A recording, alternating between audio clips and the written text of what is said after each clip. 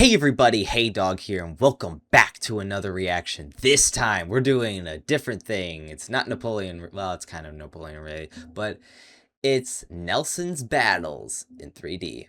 Cape Saint Vincent.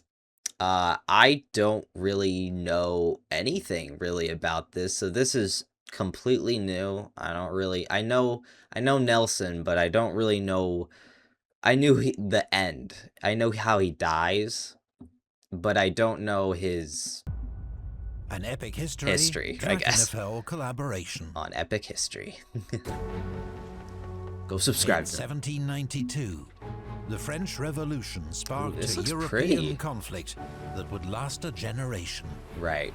A struggle for mastery of Europe and the world. Also, by the way, I have no idea what A warships contest like. fought on land and I sea. am not a boat person. I don't really know, so this is all new In to this me. war of shifting alliances, the most enduring rivalry was between France and Britain. Britain could not challenge France on land, but at sea, it was a different matter. Yeah. Britain's Royal Navy was as dominant on the waves as Napoleon was to prove on land. And then we, America, we took and it in an from age them. when Britain had many skilled naval commanders, one stood out above the rest. Horatio Nelson. Horatio Nelson. Bold, inspiring, and brilliant. For the British, he'd become a national hero. Yeah. These are the stories of his greatest battles. All I know from him is his death and how that battle prevented Napoleon. I cannot, if I am in the field for glory, be kept out of sight. Okay. Captain Horatio Nelson, Royal Navy. All right. 1797. Ooh, this is The Revolutionary War new. is in its 5th year, and the French Republic dominates on land. Oh yeah, It has conquered the Low Countries. They took and that. northern Italy. And northern Italy. And now its armies advance on Austria. Yep.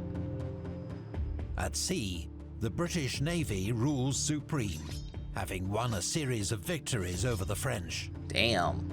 Yeah, they're but good. A new alliance between France and Spain poses a major threat to British naval power. Spain's getting involved.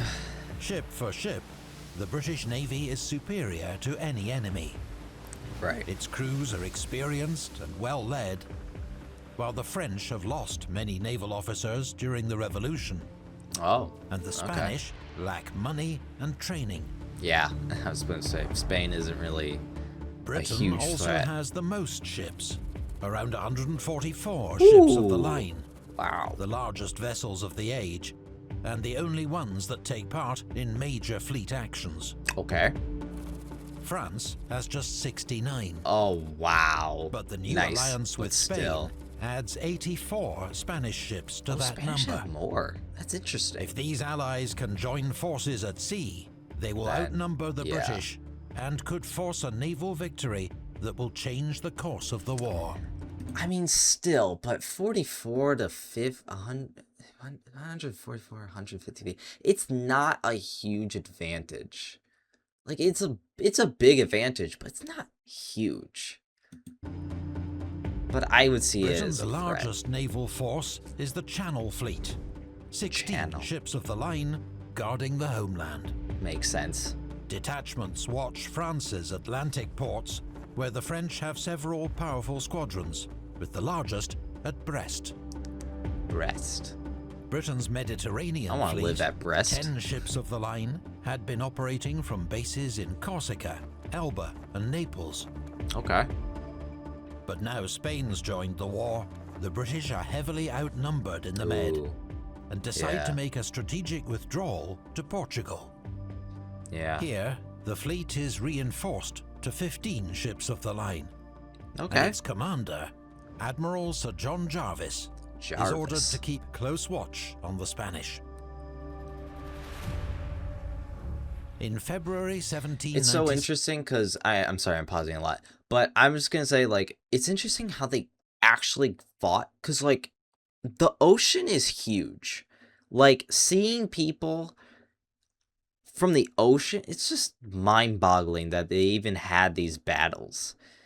Without any radar or technology, it just kind of, they just fought, and then they hit each other, and it's just, I don't know, it's kind of crazy. 5 Spanish merchant ships sailed from Malaga on Spain's south coast, bound for Cadiz. Bound for Cadiz. They carry a cargo of mercury, vital for refining the silver and gold, which arrives in Cadiz from Spain's New World Empire. The convoy is considered so important that it receives a powerful escort. The entire Spanish battle fleet, 27 ships of the line, and several frigates. After escorting the merchant ships to Cadiz, the Spanish commander, Admiral Cordova, will continue to Brest to join forces with the French. Okay. If he is successful, the British will face a giant combined fleet. Ooh. Their greatest strategic fear. Yeah. With the help of a strong Levanter wind, the Spanish pass swiftly through the Straits of Gibraltar. Okay. But the wind blows them too far out into the Atlantic. They're going right for the British. As they struggle back towards Cadiz, a thick fog descends on the sea. Meanwhile, British frigate HMS Minerva is returning from a diplomatic mission to Italy. Okay. Aboard, an emerging star of the Royal Navy, Commodore Horatio Nelson. Horatio Nelson. He plans to rejoin Admiral Jarvis's fleet off Cape St. Vincent. Oh, they're gonna surround them. HMS Minerva first survives a dramatic chase off Gibraltar. Then, on the dark, foggy night of the 11th of February, she suddenly finds herself in the midst of the main Spanish fleet. Oh no. The British are so close, they can hear Spanish voices in the fog. Oh, that's so scary. Minerve remains undetected and is able to slip away. Dude, I would have been 2 like, days oh later, my God, I'm gonna have a Nelson heart reaches attack. the British fleet. His report confirms others that Jarvis has received, that the enemy are near, though he still does not know their strength. Okay. Jarvis orders his fleet to prepare for battle and set sail to intercept. A victory to England is very essential at this moment. Admiral John Jarvis, Royal Navy. Admiral Sir John Jarvis, commander of the Mediterranean Fleet, was from a prosperous middle-class background, but ran away to join the Navy aged 13. 13? Now aged 62, he has 40 years experience at sea. Yeah, much of it fighting the French and Spanish. There you go. He's faced battle many times, but this will be the first time he's led a major fleet into action. He's fortunate to have several outstanding captains under him, including Collingwood, Troubridge, Saumarez, and Nelson, all of whom will have their own illustrious careers. Jarvis's flagship is HMS Victory, an aging but powerful 100-gun ship. We learned of the about line. this, yeah. The commander of the Spanish fleet is Admiral José de Cordova y Ramos, a Spanish aristocrat, 65 years old. Okay. He'd also gone to sea at 13. Oh, jeez. And also has a record of long service, including several scientific voyages to the New World. He's only just been appointed commander of the Spanish fleet on the basis of seniority rather than merit, and has no fewer... Whenever we're talking about the New World, I know it's America, so yeah. ...than 6 other I just want other people to serving know. under him. You're like, what New World? America. Cordova's flagship is And the mighty South Santissima America. Trinidad. Carrying 130 guns, she's the most heavily armed warship in the world. That's a lot of guns. Santissima Trinidad leads a powerful fleet of 27 Spanish ships of the line.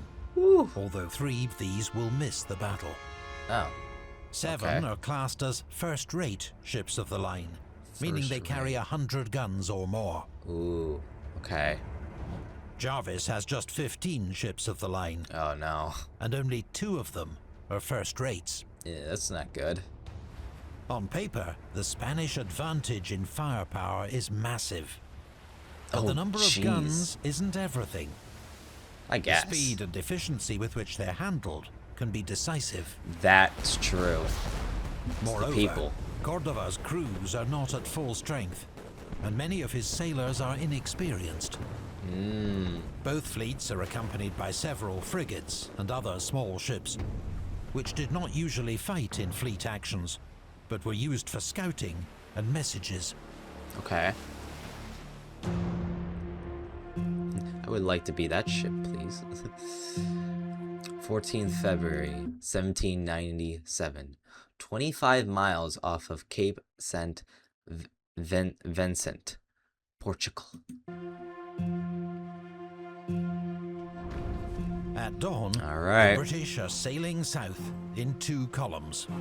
Okay, 2 they columns. hear Spanish signal guns in the fog and know the enemy is close. Alright. But while the British fleet sails with purpose, expecting to engage the enemy, the Spanish have become dispersed in their efforts to reach Cadiz. They are now in 2 groups. Oh, that's not good. A smaller group of 5 ships to the east, led by Admiral Moreno. And the main group to the west, commanded by Admiral Cordova, both heading east-southeast. On their current courses, the British ships are set to pass between them. They're going right in the middle. As the fog lifts, the Spanish fleet comes into view. They're going to do a Napoleon tactic, split them. That he is massively outnumbered. Lookouts at the mast tops pass a steady stream of updates down to the deck. 8 Spanish ships sighted. That's gotta be so scary. 20 ships sighted. 20. 27 ships sighted. 27. Finally, Jarvis snaps. Enough, sir. The die is cast. And if there are 50 sail, I will go through them. Very bold man right have there. Also spotted the British. The larger formation turns north, looking to pass the British going in the opposite direction. Right. The smaller Spanish force turns northwest, attempting to close up with the rest of the fleet. Okay, this is bad. The British may be outnumbered, but if Jarvis can get between the 2 Spanish groups and fight half the enemy at a time, his odds will significantly improve.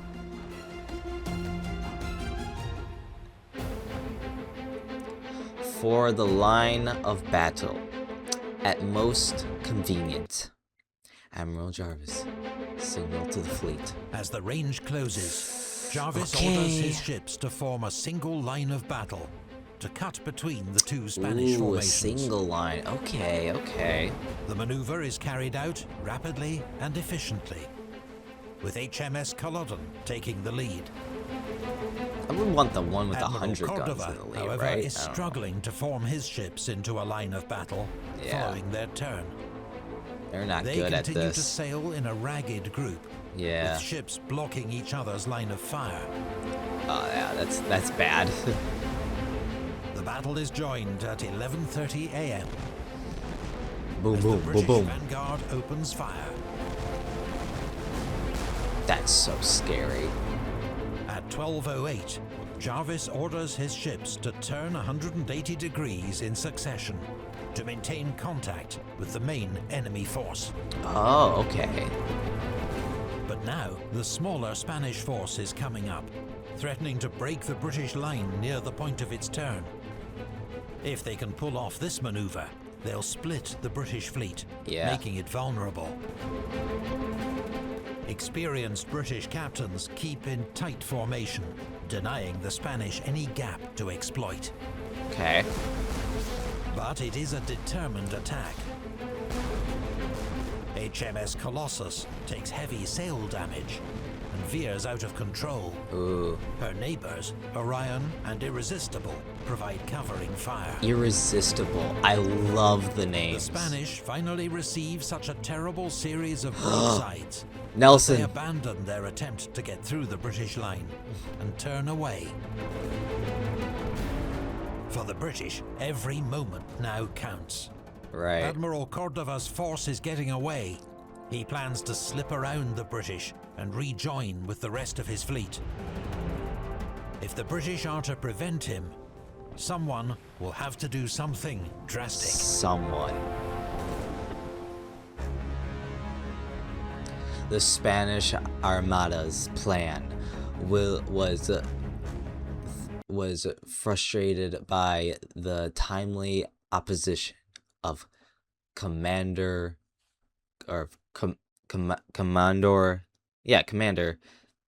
Nelson.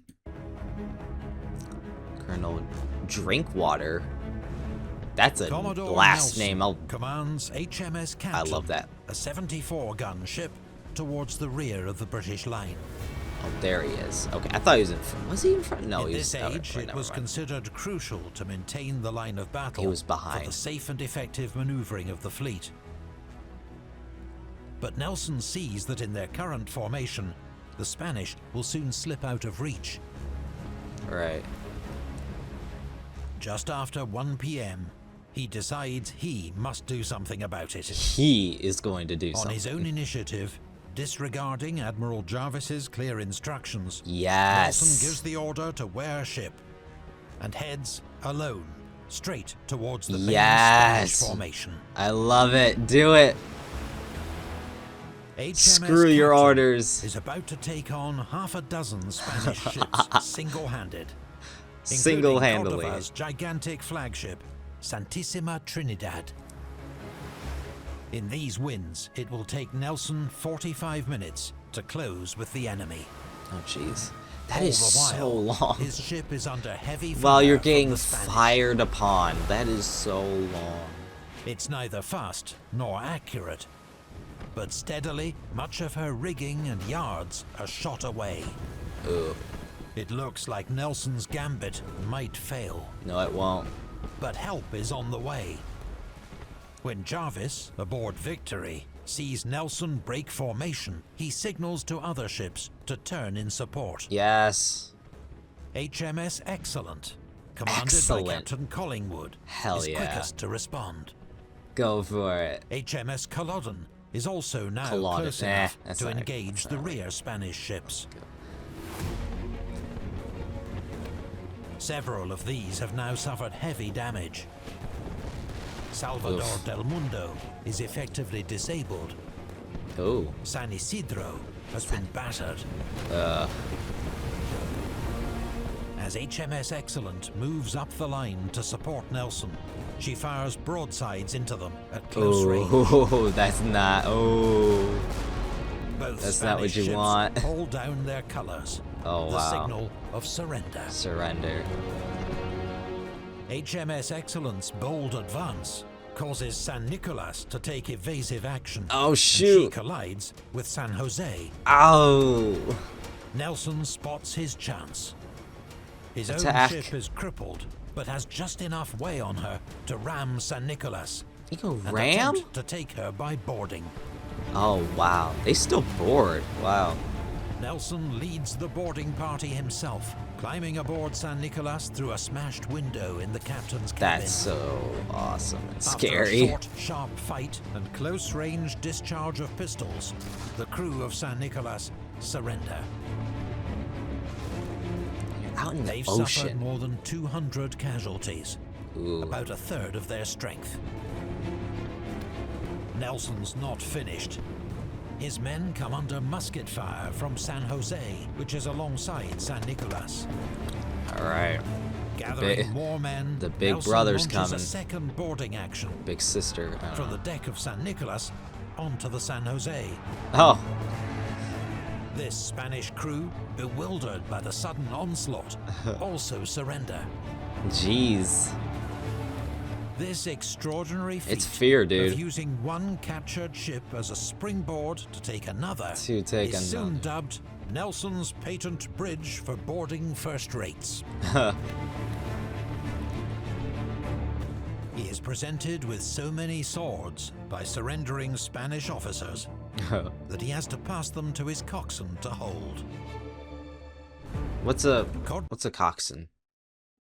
Yeah, funny. What is that? Comment down below. Cordova's flagship, the giant Santissima Trinidad, is now being hammered by 3 British ships. Ooh, yeah, that's not good. Her crew has suffered more than 300 casualties. Ooh. Around 4 p.m, there are rumors she struck her colors. But it's difficult to tell amid the smoke, din and confusion. Before she can be secured, 2 undamaged Spanish ships arrive and help tow her to safety. Okay. The British ships are too battered to pursue the enemy, who have begun to regroup and may yet pose a threat. Jarvis signals to his fleet to form up and secure the 4 Spanish ships they've already captured. Okay. As Cordova and his remaining fleet sail for Cadiz, the British begin to cheer. A remarkable victory. Wow. You're so close, too. As she passed, HMS Victory slouted us with 3 cheers, as did every ship in the fleet. Commander Nelson. Damn. Against the odds, the Battle of Cape St. Vincent ended in a significant British victory. He just went out it. He didn't care. 4 Spanish ships of the line were captured, including 2 first rates. Around 800 Spanish sailors were killed or wounded, and 3,000 taken prisoner. That's a lot. British losses were just 73 dead, and 227 wounded. That's nothing. Nelson's brilliant success meant his disregard for orders was overlooked. Instead, he was knighted, becoming a knight companion of the Order of the Bath. Damn, he just promoted. Admiral Sir John Jarvis was made the Earl of St. Vincent and received a generous pension and other honours. There you go. In 1801, he was appointed First Lord of the Admiralty, the political head of the Royal Navy. Oh, wow. He lived to the age of 88 and is remembered as one of Britain's greatest admirals. Wow, that's very old. Admiral Cordova, in contrast, was disgraced. Yeah. Historians and his officers agree that he behaved with courage during the battle, but his ineffective maneuvers were blamed for defeat. Yeah. He was dismissed. Well, and you also gotta say, like, if the crew was kind of inexperienced, then yeah, you kind of have also that to blame. I wouldn't blame it all on him, but I would also blame it on the training. Forbidden to appear at the Spanish court. He died in 1815. 1815. The Battle of Cape St. Vincent was no battle of annihilation, but it had major strategic consequences. Yeah, Spain kind of got a little After their defeat, the demoralized Spanish fleet returned to Cadiz, and didn't go to where it was blockaded by the British. Meaning the threat of the Spanish and French navies joining forces had been neutralized. Yeah. And so the next year, 1798, a British squadron commanded by Rear Admiral Nelson returned to the Mediterranean. He was soon in pursuit of a French fleet, carrying General Bonaparte's army to Egypt. That's the next one. In the age of Nelson, a young Englishman wondering how to make a positive difference in the world had an easy answer. Join the Royal Navy, smash the French. But those were simpler times. Today, many people... Okay, there's an ad. Anyway, That's interesting. I don't know very much about, ships and naval warfare at that time or any time. So it's very interesting to see that, and um I really liked it and how brave they were to just kind of just go, just one ship out of like 10. We'll win. Whatever. It's so crazy. Ugh, and interesting. Anyway, hopefully you guys liked it. Comment and subscribe. See ya.